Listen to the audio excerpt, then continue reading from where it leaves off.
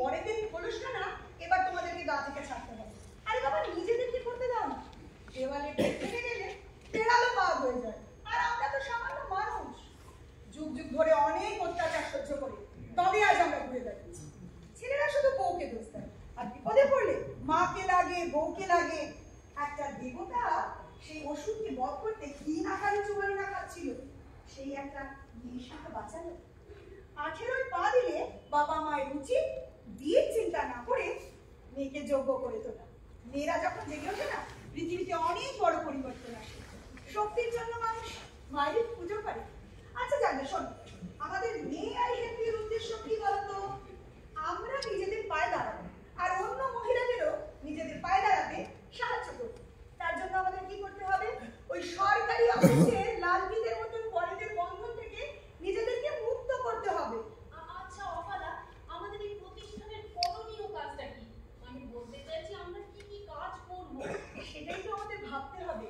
May I help you মানে তো অপরকে সাহায্য করা, নিজেদের মতো করে জানা। আচ্ছা সবাই মিলে একটা ব্যবসা করলে কেমন হয়? ব্যবসা? ওরে বাবা, আমি একবার চেষ্টা করেছিলাম, তারপর যা হলো। কি হয়েছিল একটু শুনি।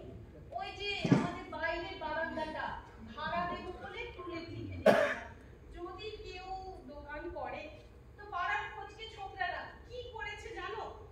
টুয়ের পরে আই লিখে দিয়েছিল। এ বাবা, তার মানে তো টয়ে কি গন্ধ, কি গন্ধ!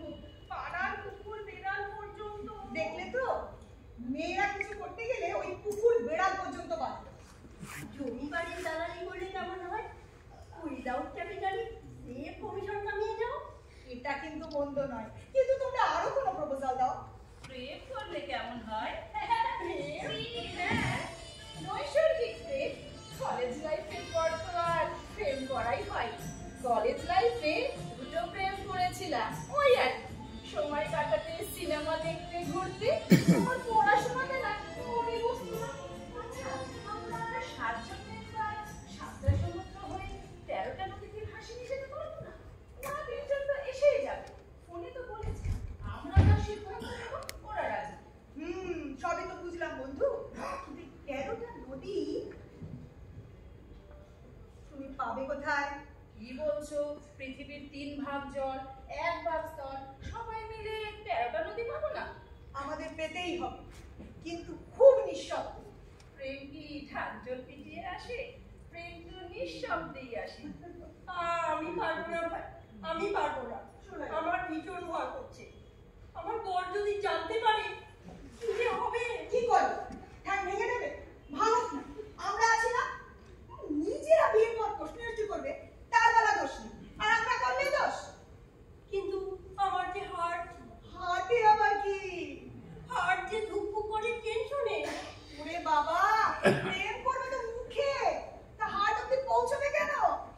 এক্সপ্রেসো কফি খেয়েছো কখনো? এনাতেই ঠোঁট পুড়িয়ে দেবে। কফি অব্দি তোমায় পৌঁছাতেই দেবে না। এই শোনো, তোমরা না বড্ড সিরিয়াস নিচ্ছ। আমি বলি কি, এত সিরিয়াস নিও। কলেজের মজাটাই নাও না।